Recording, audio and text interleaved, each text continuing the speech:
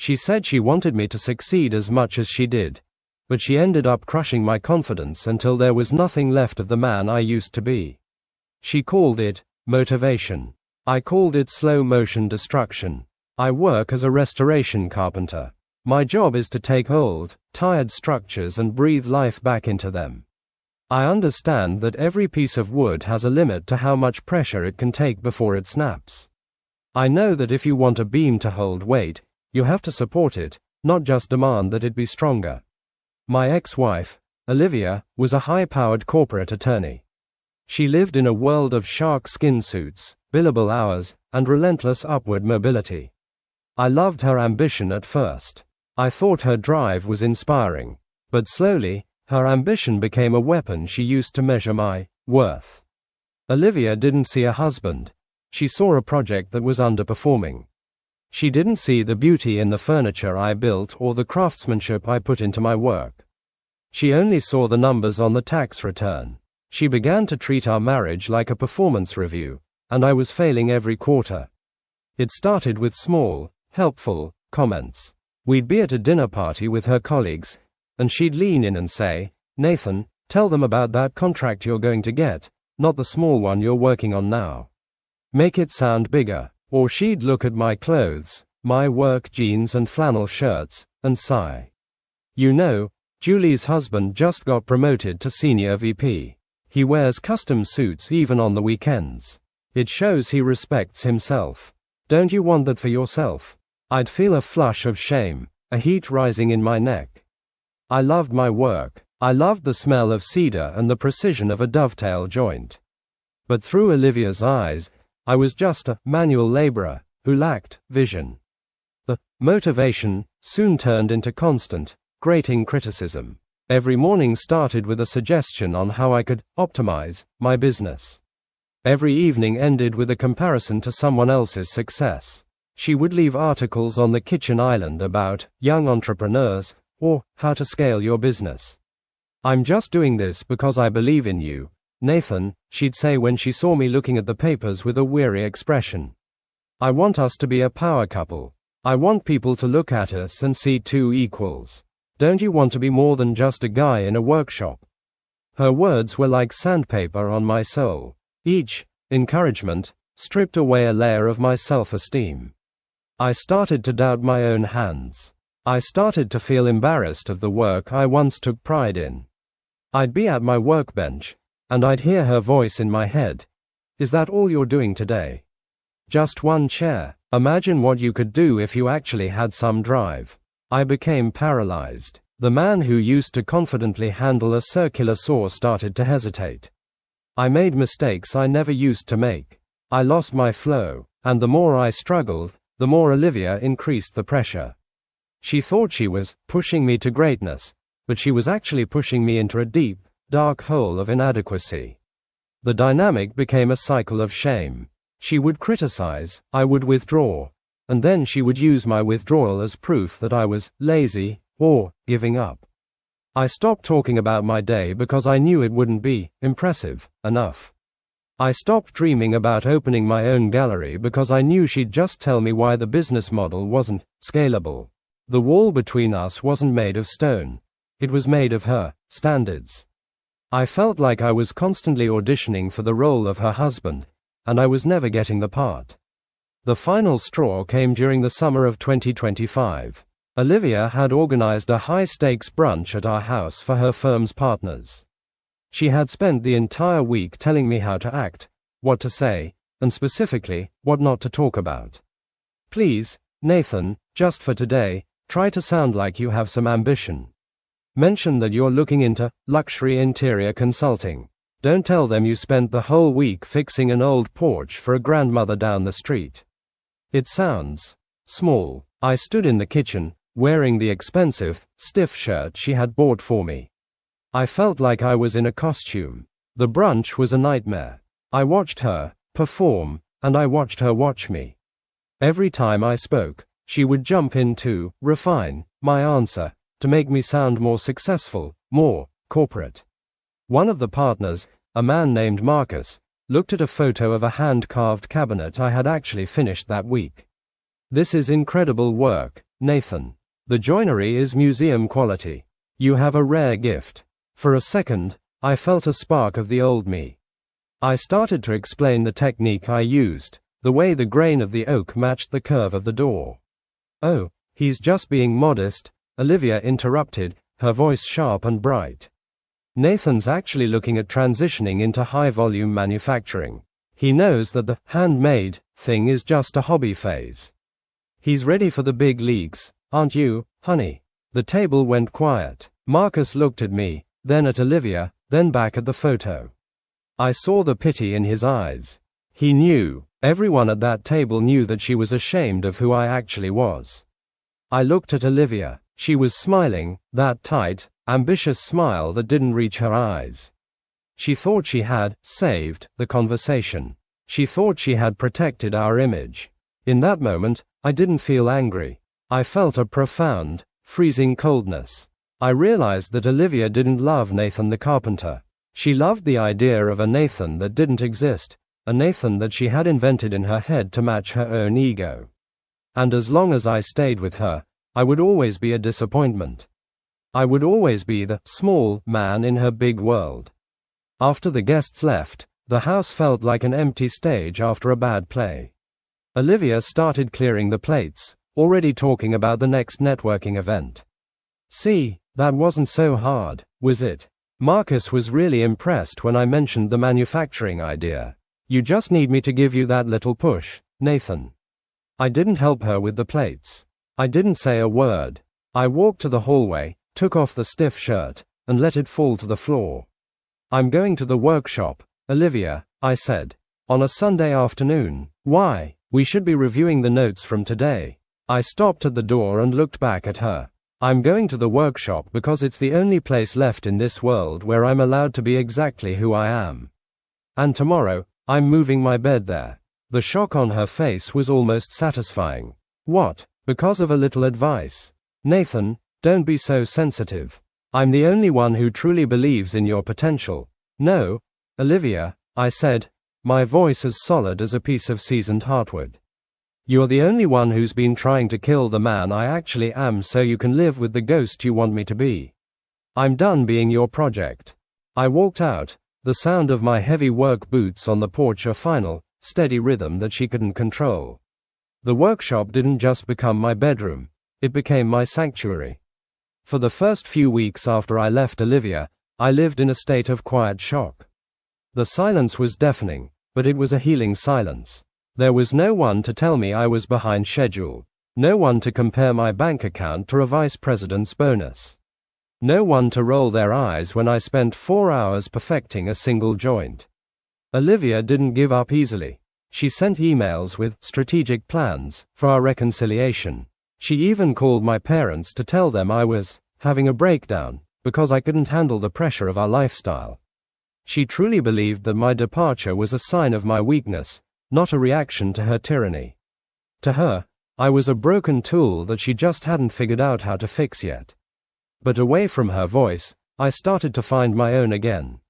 I stopped trying to scale or optimize. I went back to the raw essence of my craft. I worked 14 hours a day, not because I was chased by ambition, but because I was fueled by passion. A few months later, I met Maya. She didn't work in a skyscraper. She was a curator for a small, independent design gallery. When she walked into my workshop to see a table I had been commissioned to build, she didn't ask about my business plan. She didn't ask about my luxury interior consulting pivot. She walked over to the table, ran her hand along the wood, and went silent. After a long minute, she looked at me and whispered, "This wood is breathing, Nathan. I can see the respect you have for the material. Most people just use wood. You listen to it." For the first time in 10 years, I felt a woman's eyes on me and didn't feel like I was being judged.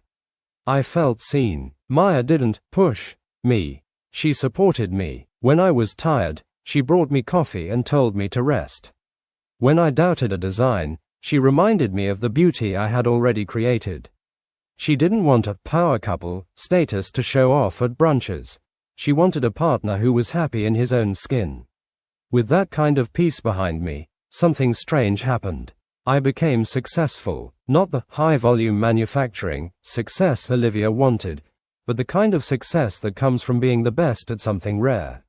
My work started getting noticed by high-end architects. My waitlist grew from weeks to months. My prices tripled because people weren't just buying furniture, they were buying the soul I was finally allowed to put back into my work. The final closure happened a year after the divorce was finalized. I was featured in a major national design magazine, a 6-page spread about the new age of craftsmanship. There was a photo of me and Maya in the workshop, covered in sawdust, laughing. A week after the magazine hit the stands, my phone buzzed. It was a message from Olivia. I saw the article. I guess you finally listened to what I was telling you all those years. I knew you had it in you to be elite. It's a shame you had to leave me to prove I was right. I'm glad my pushing finally paid off for you. I looked at the message, and for the first time, I didn't feel that old knot of shame in my stomach. I felt pity. She still couldn't see it. She still wanted to take credit for a fire she had tried to extinguish. She thought her pushing was the reason I was standing, when in reality, it was the reason I had almost stayed down forever. I replied with only one sentence. I didn't succeed because you pushed me, Olivia. I succeeded because I finally found someone who was happy to just walk beside me. I blocked her number then, not out of anger, but because I no longer needed to hear the performance review. I walked back into my shop. Maya was there, helping me sand a massive slab of walnut for a library project. We worked in a comfortable, rhythmic silence. There was no pressure, no comparison, and no luxury vision. There was just the wood, the work, and the woman who loved me exactly as I was. I realized then that a man's ambition isn't a fire that needs to be stoked by someone else's ego. It's a seed that only grows when the soil is kind. Olivia wanted a kingdom, but I just wanted a home, and in the end, I built both. In the world of restoration, there is a term called internal stress. It happens when a structure is forced into a shape it was never meant to hold. Over time, that stress weakens the fibers from the inside out, until the whole thing collapses under its own weight. For 10 years, I was that structure. Olivia thought she was improving me, but she was just creating internal stress. Now, 2 years after the divorce, I finally know what it feels like to be structurally sound. My life with Maya isn't a power couple highlight reel. It's quiet, it's honest, and ironically, it's more successful than Olivia ever dreamed I could be. But the true test of my new foundation came 6 months ago, during the opening of my first solo exhibition in the city. The gallery was filled with the scent of beeswax and polished wood. People were walking around my pieces, the cabinets, the tables, the hand-carved chairs, not just looking at him, but touching him, feeling the soul of the work. I stood in the corner with Maya, a glass of water in my hand, wearing my work boots and a clean flannel shirt. I didn't feel like I was in a costume.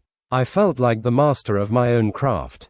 Then, the door opened, and the air in the room seemed to sharpen. Olivia walked in. She was dressed in a suit that probably cost more than my first truck. She moved through the gallery like she was conducting an audit, her eyes scanning the price tags and the guest list.